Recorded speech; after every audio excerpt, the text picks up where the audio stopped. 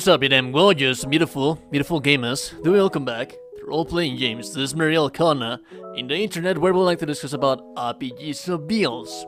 This specific build that we're going to be speaking about today is one of my favorites, and one that, aesthetically speaking, it's very nice looking. We're talking about the Golden Order Elementalist. Like always, I am going to divide this video on sections, chapters, so you can jump to whatever part of the video interests you the most. Mainly stats, equipment, spells, talismans, all that stuff that is interesting. So that being said, let's move over first to the stats. Very min-maxing build. We have 40 and bigger. Ideally, we would like to have more in here.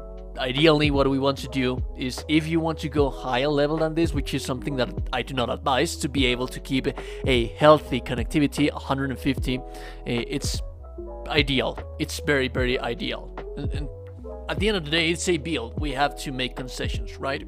So, 40 bigger, that's more than enough to withstand enemy's punishment that you might encounter. Mind, that's more than enough to be using the Ash of War. We're actually going to be buffing ourselves quite regularly, but that's more than enough to just hold 2 flasks maybe and spam endlessly the Ash of War that we are going to be using for this build. Endurance, very min-maxing build. This is going to allow you to use the armor, weapon, equipment for the build. Very important. Intelligence, you need 13 points. Yes, those are a must because they are needed for a specific spell that we use for this build. Other than that, dump all of the rest of the points into strength and fate evenly. This is a hybrid build character. You need those strength points, you need those you need those fate points as well. So that being said, equipment. Gargoyles, heavy halberd. This big bad boy has a beautiful S scaling. Granted, we have not reached the soft cap for strength, but do have in mind that if you two-hand the weapon, you could potentially reach that 80 extra points on strength, and it's going to be damn amazing and damaging damage that you deal with this thing. It's just beautiful. Problem is, very weighty, 12 points, no bueno. The brass shield, I'm sorry about that. God boost, almost as good as a heavy shield. This is a favorite, fan favorite, like always, the Dorito shield. It's just a gorgeous shield, physical defense, 100% damage reduction from physical, and a 70, almost 70 God boost. The seal for Incantations, for the spells that we're going to be casting with this build, it's irrelevant, really. I know that there are some seals that scale better, they have better spell buff given some specific soft cap that you reach. But that damage is going to be noticeable.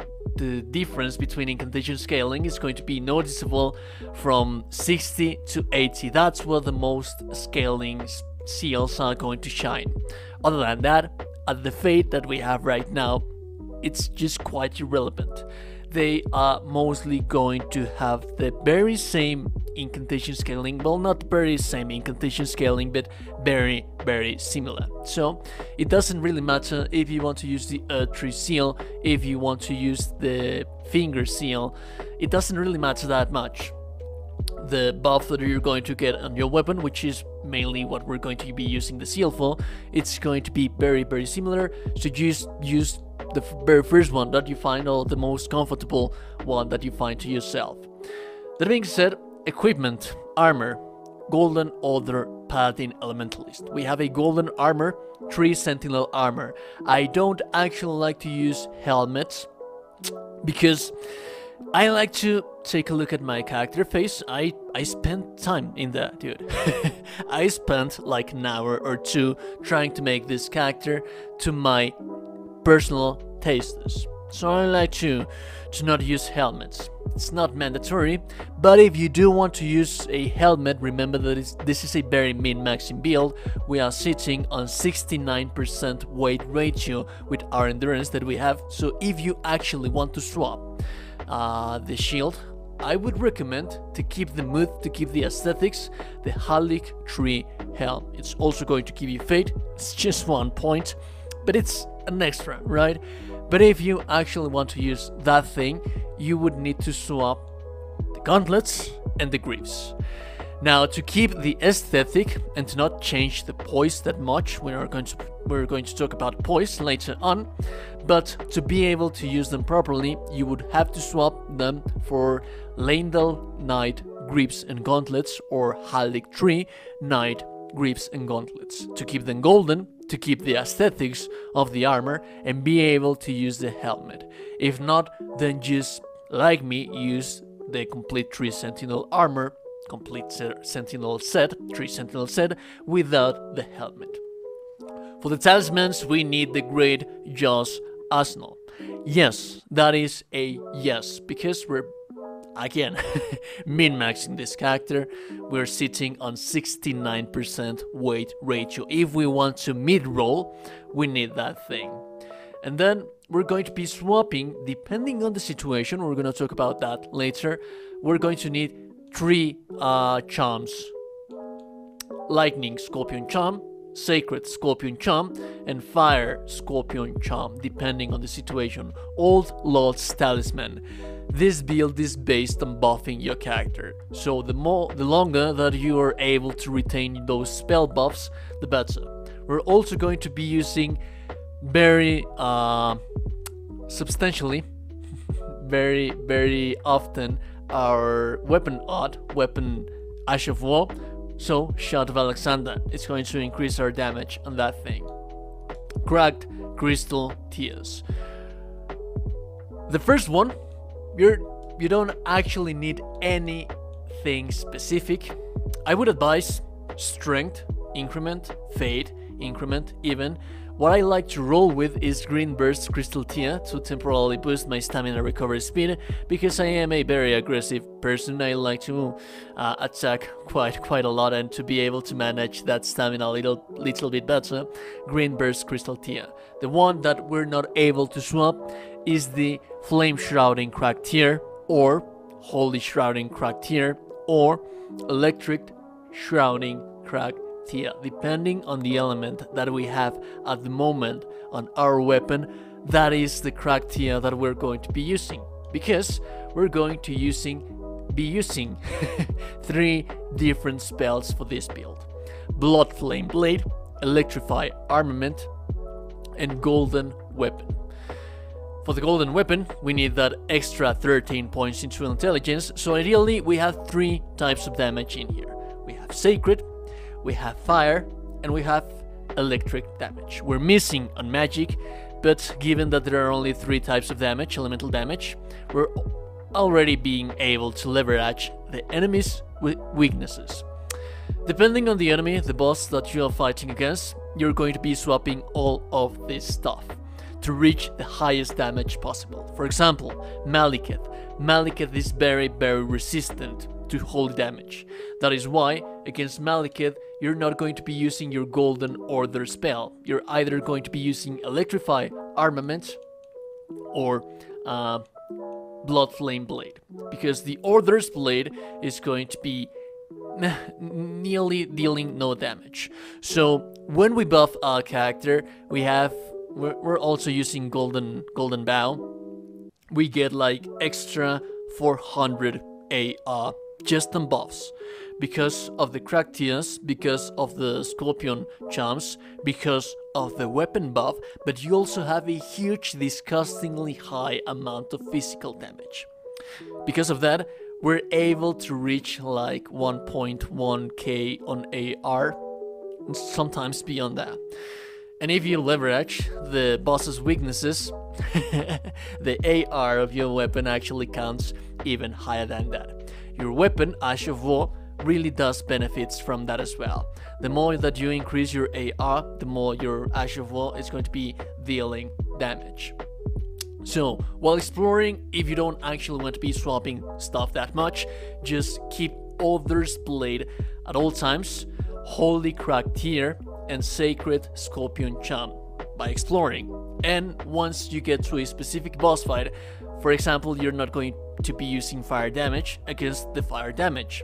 Sometimes bosses are very weak to some specific elemental damage. So go to the wiki before you start a boss fight and decide which kind of approach is it better for you, which is pretty much the playstyle of this build. Depending on the boss that you are going to be fighting against, first, before you enter the boss, go to the wiki, research the boss weaknesses, and then see how best can you leverage those weaknesses from that specific boss. Also, do have in mind that we're trying to keep a healthy amount of poise with this build, with this character, but it is not amazing. Not gonna lie, it's not amazing. It's not huge due to the restrictions that we have with this character. So, being that the case, Blade Dance, which is the Ash of War that we're using on our Gargoyle's Halberd, it doesn't give you that much hyper armor. It gives you hyper armor at some extent. You also have a decent amount of poise on your character, but against the heavier attacks is not going to tank through them. It's not going to carry the attack through them. So do have in mind that while exploring, it's amazing to use the Blade Dance Ash of War against the enemies because it can close the distance, it can close the gap between you and the enemy. But against bosses, you need to be very versatile about when to use it and how to use it. The frame animation, you cannot cancel it, and it takes way too much time. It leaves you open way too much time. So only use it on openings that you believe that you have time enough to pull it off, because sometimes you're not going to be able to use it. The other times, use two-handed weapon for that extra strength. Roll away from the enemy attacks, or if you feel more comfortable, you have your amazing shield, and that is pretty much how you're going to be swapping out the attacks. Another disclaimer: do not use offensive spells with this build. You don't actually have that much faith.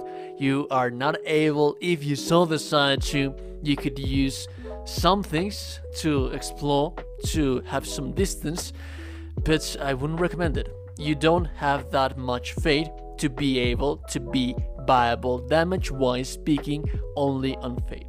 This build, we're building it like this specifically, like this mainly to reach the highest damage possible at the given level that we have. But if you want to go beyond this, if you would like to have a improved version of this build, remember that you have to focus more points into faith and strength until you reach 80. If you're one of those people that likes to go beyond 150, I personally do not like to do so, but if you are, then you're totally in your right. Remember to reach bigger at 60, and then once you're done with those main things, you can start pumping points into mind and endurance to wear heavier armor and to cast more spells, because if you reach 60 fate, you're going to be able to use offensive spells. Right now, you don't. That being said, I hope that if no one has told you today that you're a gorgeous and beautiful person, you are indeed a gorgeous and beautiful person. Remember to like the video, subscribe to the channel before you close the door. I'll be seeing you goddamn gorgeous and beautiful people in the next one. Remember to stay safe out there, because these are troubling times that we live in right now. Have a beautiful day, and I'll be seeing you goddamn gorgeous and beautiful people in the next one. Goodbye.